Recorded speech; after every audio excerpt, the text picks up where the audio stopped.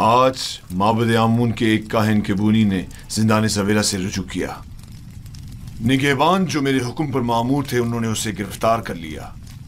जो ही मुझे खबर मिली मैं फौरन वहां पहुंचा। आप पुपीस ने एतराफ जुर्म कर लिया है कि उसने आकमाओं के हुक्म पर फरमारवा की जान लेने की कोशिश की थी और बीनारूस को भी जबरन अपने हमरा शरीक कर लिया था।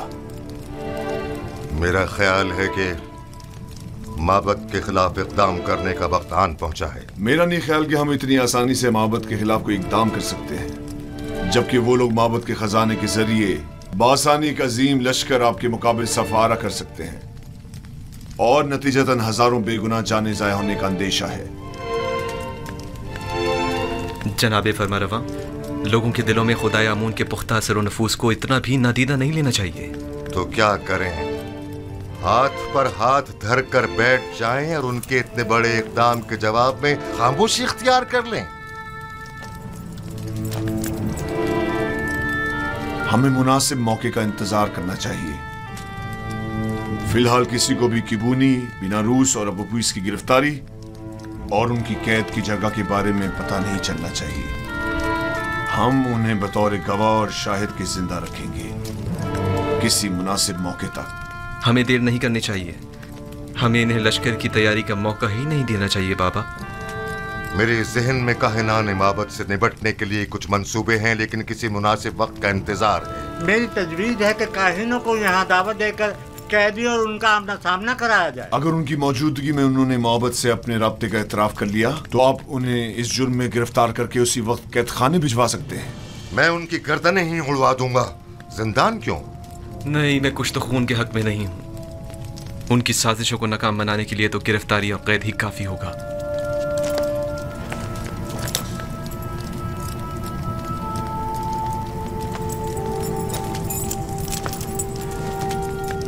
हमारे मेहरबान और नर्म दिल जवान वली अहद कुछ तो खून की कभी भी तायद नहीं करेंगे, लेकिन कोई चारा नहीं। कभी कभी मुल्क की फलाह बहबूद के लिए मुजरिमों को तंबीहन सजा देनी लाजमी हो जाती है। मैं जवान वली अहद की राय से बिल्कुल मुत्तफिक हूं। अगर काहिनों की मौजूदगी में अबू पुपीस ने एतराफ जुर्म कर लिया तब हम हर किस्म की कार्रवाई करने के मजाज होंगे। तो जल्द से जल्द उनके मुआवजे के लिए एक महफिल का एहतमाम किया जाए।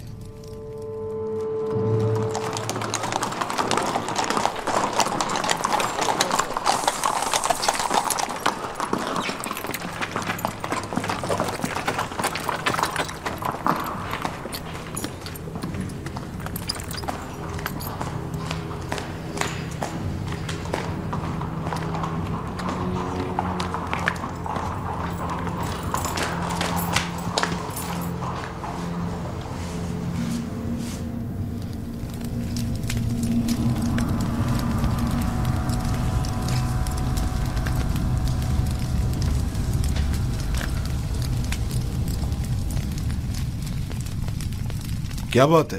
फिर कोई नई बात हो गई क्या? मुझे खबर मिली है कि यूजारसीफ को जिंदान में बहुत सी आसाइश और सहूलियात मुयस्सर हैं। वो वहां बहुत आराम से है। मैंने आज ये सब कुछ बचश्मे खुद देखा है। वो तमाम कैदियों का हर दिल अजीज और निगहबानों का मावन और मददगार बना हुआ है। लेकिन तय तो ये पाया था कि जिंदान में उसे तनबीहन सजा दी जाएगी। तुमने क्या समझा था कि यूजारसीफ को गिरफ्तार करवा के तुमने उसकी तहकीर कर दी है? हालांकि तुम गलती पर थी। दर हकीकत तुमने खुद यूजारसीफ को अपने चुंगल से निजात दी है। उसने जिंदान ज़वीरा को गुलिस्तान में तब्दील कर दिया है। वो न सिर्फ कसरे पुतिफार को बल्कि जिंदान को भी बतौर एहसन चला सकता है। मैं तो इस बात से ही कि यूजारसीफ ने तुम्हारे चुंगल से खलासी पा ली है बड़ा खुश हूं।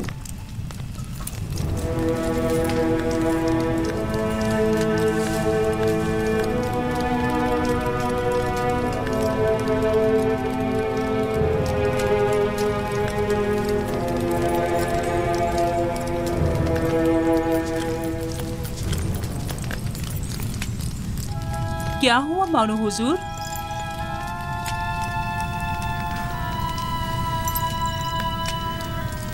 हम अपने मंसूबों में नाकाम हो गए। यूसुफ कभी भी मेरे सामने नहीं झुकेगा।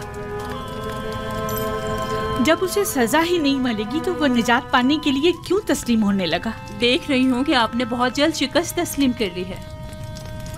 अभी बहुत से हरबे ऐसे मौजूद हैं जो आजमाए जा सकते हैं। जिसकी आप जैसी अहमक मुशीर हो तो इससे बेहतर नताइज हासिल हो ही नहीं सकते।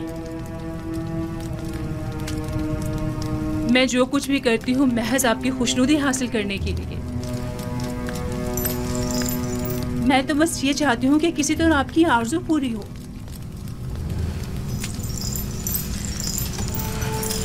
अच्छा ठीक है, अब नाराज मत हो। चलें बताएं अब क्या तदबीर की जाए। यूसुफ को आसूदा खातिर ना रहने दे, उसका ये सुकून और करार छीन ले। किस तरह? जंदाने जाविरा के दारुआ को लालच दे ताकि वो उस पर सख्ती करे।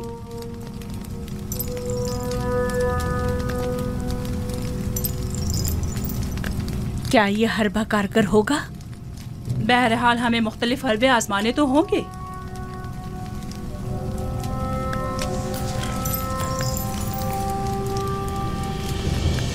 उसकी इस आर्जी कैदोबंद से मेरा मकसद उसकी कुर्बत हासिल करना थी, ना कि दूरी।